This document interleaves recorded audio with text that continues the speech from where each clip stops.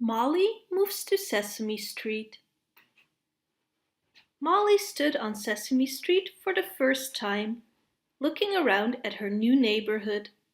The movers were carrying boxes and crates into her new apartment. Nothing looked familiar. I wish we hadn't moved, thought Molly sadly. Molly went inside where her mother was working. Is this my new room? She asked. Her mother nodded. Molly stared at the bare walls. It doesn't look like my room, she said. Don't worry, Molly. That's because your things aren't in it yet. Molly's mother showed her what was inside the cardboard boxes. See, she said, here are all your things. And when they are unpacked, this will look like your own room. Molly started taking her things out of one of the boxes. First, Molly put away her collection of empty cereal boxes, lining them up neatly up the bookcase. Then she put her miniature toy horses on her bedside table. Where are my marbles? Molly wondered as she rummaged through a box. Oh, here they are, right in the jar where they belong. Then she found the picture she had drawn of her mother and father, but she was too short to hang it up over her bed. I'll hang the picture, said Molly's father. Why don't you go out and play? I don't know where to go, said Molly.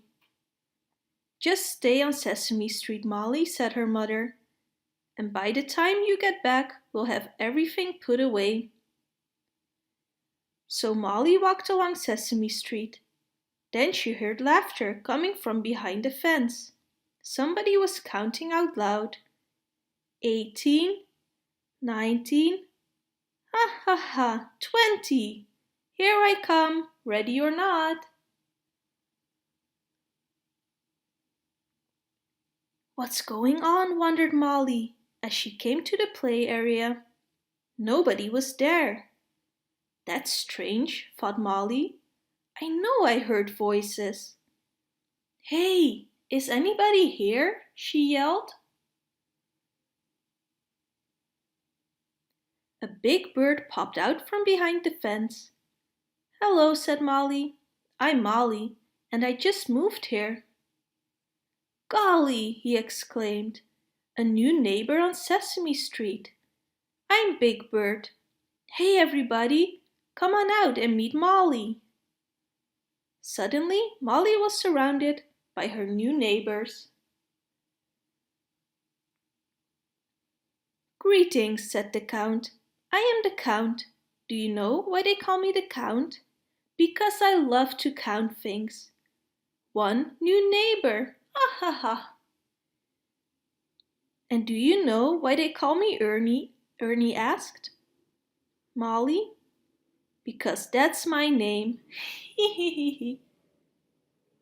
Elmo is very pleased to meet you, said Elmo. Hello, Molly, said Bert, shaking her hand. How do you do? I am furry old Grover, said Grover. Would you like to play hide and seek with us? Sure, exclaimed Molly. I'll be it. So everyone hid while Molly counted to 20. Ready or not, here I come, called Molly. As she passed the trash can, she heard a noise. She lifted the lid. Gotcha, said Molly. She tagged Oscar. Hey, yelled Oscar. Cut it out. I'm not playing any dumb game. Don't bother me. He slammed down the lid of his can.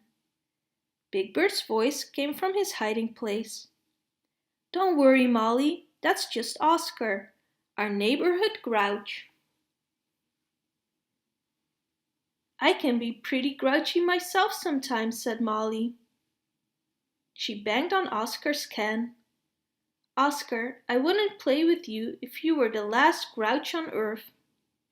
Hey, said Oscar, popping out of his can. I couldn't have said that better myself. This is the beginning of a terrible friendship. Then everyone came out of hiding. Come on, Molly, said Big Bird. Let's all go to Hooper's store for a snack.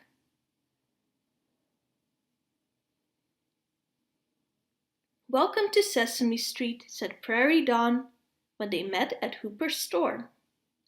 I hope you like it here. Oh, I already do, Molly exclaimed. Would you like to come over and see my paperclip collection? Asked Bert. How about my great set of drums? Cried Ernie. Let me ask my mother, said Molly. I'll be right back. Whoa, Molly said when she saw her new room. This really does look like my room, and it almost feels like it too. May I ask my friends over to see it? Sure, answered her parents. Molly went out on her front stoop and called to her new friends. Hey, Ernie, Bert, Big Bird, Grover, Elmo, Prairie, everybody! Come and see my new room. And they all hurried to Molly's new home. Oh my, said Bert, you collect cereal boxes. And miniature horses, exclaimed Ernie. Big Bird admired Molly's drawing of her mother and father, while the Count began counting Molly's marble collection. Oscar popped up from the cardboard boxes. You've got great taste in furniture, he said. Molly looked around at her new friends in her new room and smiled. Now it feels like my room, she said happily, and I feel right at home. Snow White finds a home. Once upon a time there lived a princess named Snow White. Everyone loved her, for she was kind and good. Everyone, that is, but her stepmother the queen. The queen was vain and jealous. She hated Snow White, just because the princess was pretty. She made Snow White wear shabby clothes, and she ordered her to scrub and sweep like a servant.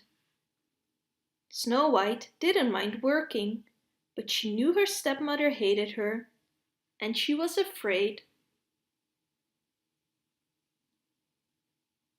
One day, the queen's huntsman took Snow White out to walk in the forest near the castle. For a little while, she was happy. It's nicer in the woods, she said to the huntsman. It's so peaceful. While I'm here, the queen can't see me or hurt me. Then the huntsman spoke up. You must go away, he said. Hide from the queen, for she means to hurt you. Now run away, quickly. Snow White ran deep into the forest. Soon she came to a rushing river, and there was no way to get across. Oh dear, said Snow White, I must find shelter.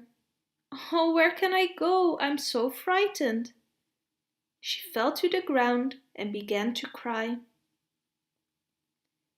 The birds heard Snow White crying and came to land on the trees above her. They watched the princess and they waited. Animals came from their hiding places in the woods. Squirrels scampered down the tree tops. Rabbits crept out of their burrows. Even the slow, steady turtle left his pond and came to see the weeping princess. After a while, Snow White stopped crying. She sat up and the animals came closer. They chirped and chattered and nudged on her arm. Suddenly, Snow White was not afraid anymore. You're trying to help me, aren't you? she said to the animals. She stood up and the animals tagged on her skirt. They led her down a path to a clearing in the woods. Snow White saw a little cottage in the clearing. "Perhaps the people who live in that cottage can help me," said Snow White. She knocked on the door. When no one answered, she looked in through a window.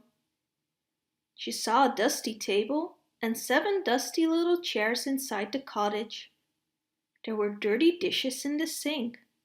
There were cobwebs in the corners and crumpled clothes on the floor. "Little children must live in the house," said Snow White. "Untidy little children. Poor things, they surely need help." Perhaps I can help them," said Snow White. "I'll clean the house and wash the dishes. Then I'll cook something good, and when the children come home, they can have a nice hot supper." Snow White opened the door and walked into the cottage. She found a broom and set to work. The animals helped her. A rabbit held the dustpan while she swept.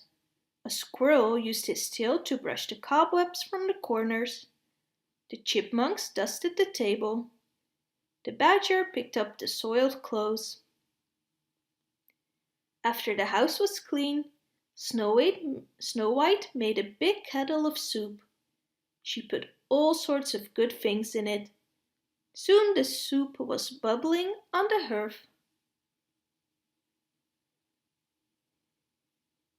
Snow White went up the stairs to the loft where 7 little beds stood in a row. The beds looked soft and inviting. Snow White yawned. "I'm so tired," she said. "I think I'll take a nap." She stretched out across 3 of the beds and closed her eyes. In no time she was fast asleep. While she slept, the sun went down, the woods grew dark, and 7 little men came marching toward the cottage. The little men were the 7 dwarfs who lived in the cottage. They had been working all day in their diamond mine, and now they were tired and hungry. As they came into the clearing, they saw their cottage. "Look!" shouted one of the dwarfs. "A light! Someone's in our house!" "Careful, men," warned Doc, who was the leader of the dwarfs. "We better sneak up on him or it." Doc led the way into the cottage.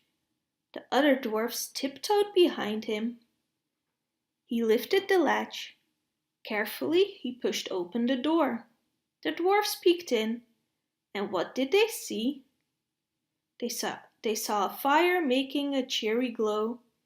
They saw a kettle on the fire, bubbling and steaming as if it held something very tasty. "Someone's cooked supper for us," cried the dwarf named Happy. "And swept the floor," Sneezy said with a sneeze. "And wiped away the cobwebs," Sleepy said, yawning. "Someone's dusted the chairs," whispered Bashful. Grumpy scowled. "Goblins," he said, "or witches. They did all this so they could catch us off guard. It's what witches and goblins do. I bet they're hiding now, waiting to jump out and grab us." "Courage, men," cried Doc. "We're going to find them, wherever they are." The dwarfs began to search. Sleepy looked behind the door.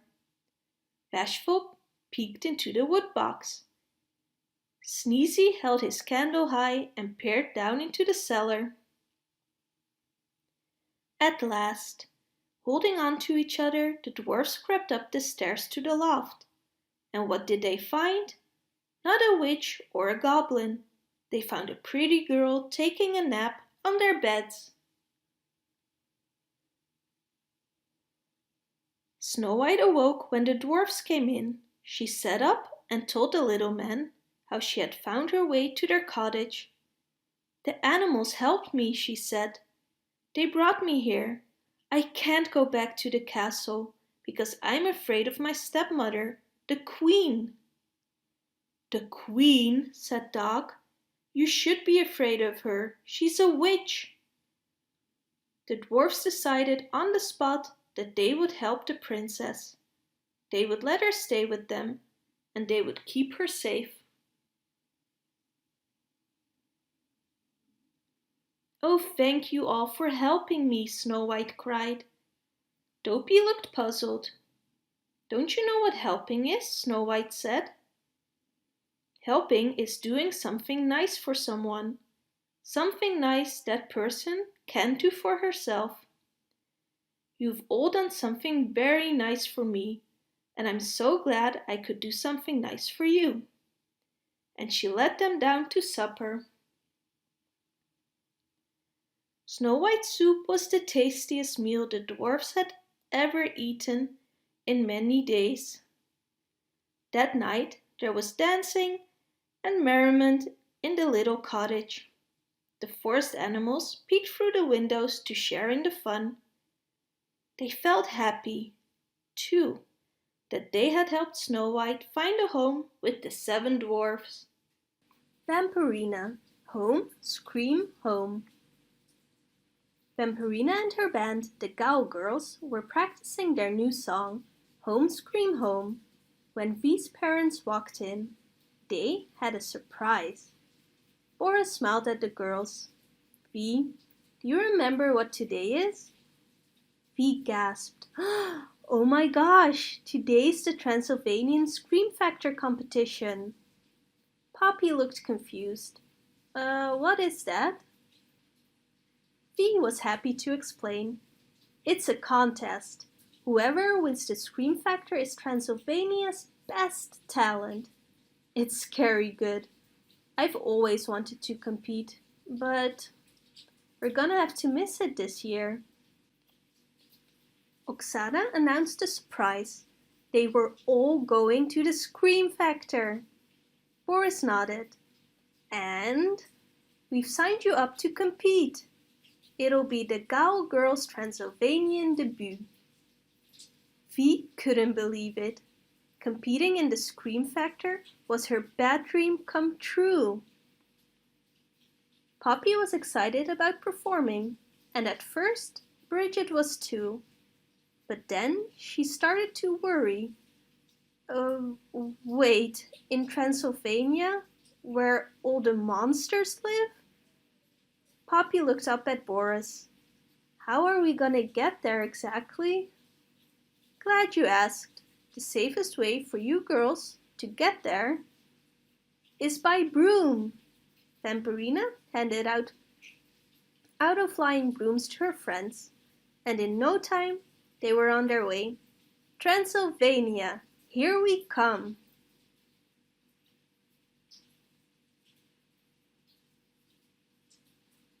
V couldn't wait to show Poppy and Bridget the place where she grew up.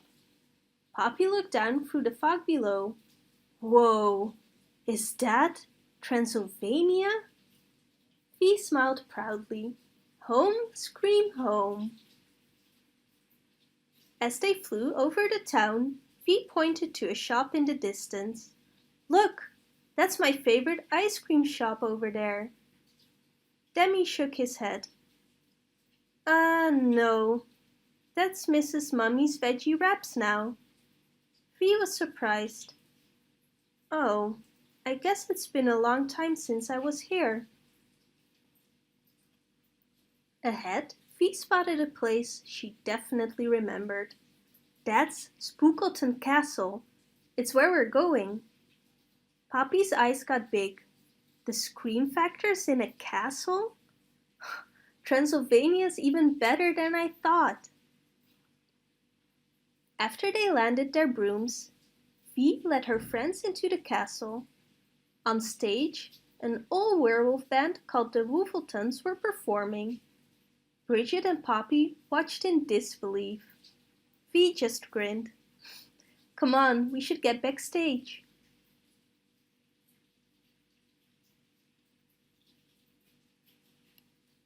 Backstage, Vi and the girls ran into their friends the Scream Girls. As soon as Frank and Stacy spotted them, she jumped up.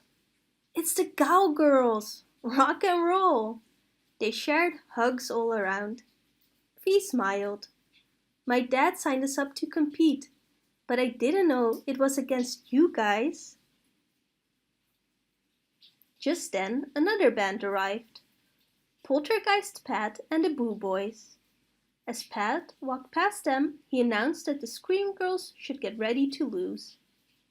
But Pat didn't scare Frank and Stacy one bit.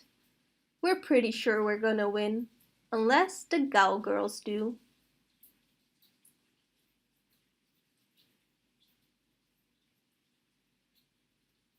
Pat glanced at Vi and her friends and shrugged. He'd never heard of the Gow Girls. Vi looked up at him. Well, I don't live here anymore. Pat just shook his head and laughed, declaring that a former Transylvanian and a couple of humans could never win Transylvania's top talent show. Then he and the Boo Boys walked off without looking back. Vi couldn't help feeling bad. I thought I'd always be Transylvanian, no matter how far away we were. Maybe I'm not even really Transylvanian anymore. Poppy frowned. Vi, don't let Pat get you down. I'd really rather just watch the competition this year, if that's okay. Bridget put her arm around Vi. I wish you didn't feel that way, but if that's what you want, okay.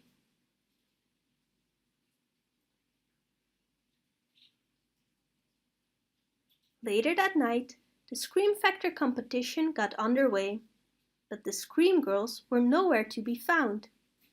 Vi knew something was wrong. She rounded up her friends. We have to look for them. Good thing I know this castle like the back of my wings. First, Vi led her friends to the highest turret to ask Miss Sludjo if she'd seen the Scream Girls. Next, they went to Gargoyle Hall to ask Franklin the Gargoyle. When they searched the room of magic mirrors to ask the magical reflection ghost, he pointed to the kitchen. Maybe the Scream Girls were there.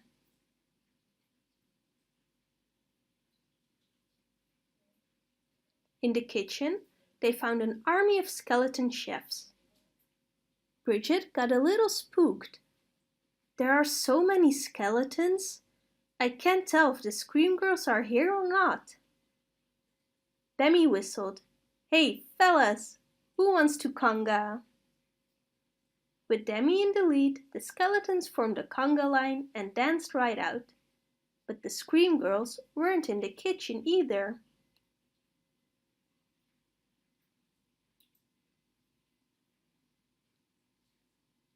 Vi knew there was only one more place they hadn't looked.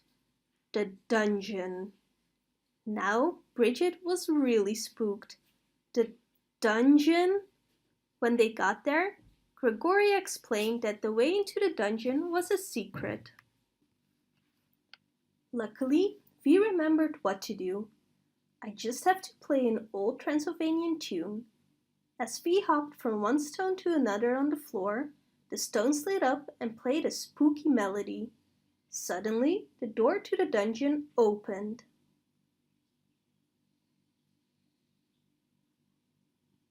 Vampirina led her friends down the staircase. Hello? Scream Girls? At first, they didn't hear anything, but then... Help! Help! It's the Scream Girls! Vi motioned for her friends to follow. Vi and the gang found creepy Caroline, ghastly Gale, and Frank and Stacy in a dungeon cell. They rushed inside, and the door slammed behind them.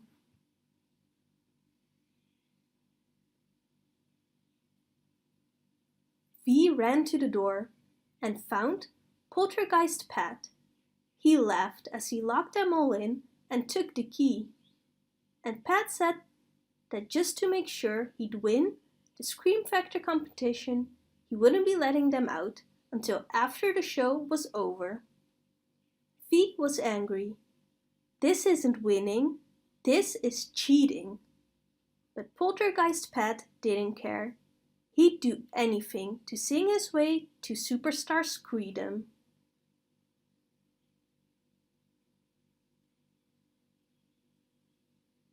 Frank and Stacy was disappointed. I guess the Boo Boys are going to win. But Fee wasn't about to quit. I may not remember everything about Transylvania, but I do remember this. Transylvanians never give up. Fee came up with a plan. First, she transformed into a bat. Demi floated through the door and helped her squeeze through the keyhole. Then, together, they flew off to get the key. Before long, Fee and Demi spotted Poltergeist Pat and the key. But as soon as he saw them headed toward him, he made the key sprout wings and fly away. Fee and Demi raced after the key, but it was too fast. Just then, Boris saw Fee. When he heard what had happened, he sprang into action, zipping and zooming through the air until he captured the key. Fee was relieved. Great flying, Papa. Thanks, Fee. Now go free your friends. With no time to lose, Fee and Demi raced back into the dungeon and freed their friends. Everyone gathered around Fee to thank her. Come on, we gotta go.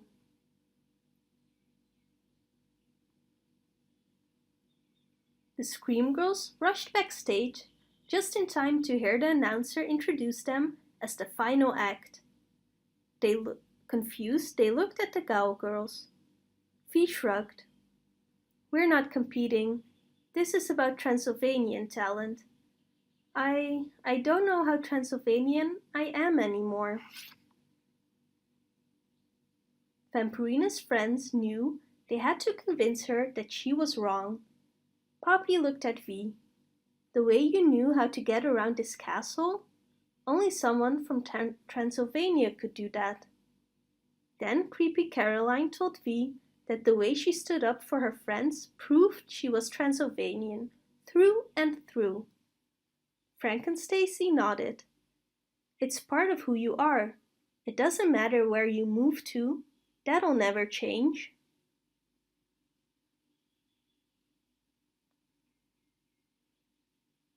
As the Scream Girls walked on stage, the crowd went wild. Frank and Stacy grabbed the mic. Sorry, but tonight is a celebration of all things Transylvania, and we've got some friends backstage who have the most Transylvanian spirit of anyone we know. So give it up for a spectacular band, the Gowl Girls. Vee, Poppy, and Bridget looked at each other, shocked. That's us! The Gowl Girls took the stage as Poltergeist Pat pouted, angry that his plan hadn't worked.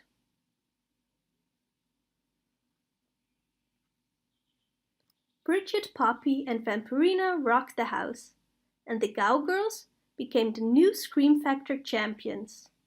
Vee smiled at the crowd. I guess you can take the Gowl out of Transylvania, but you can't take the Transylvania out of the Gowl.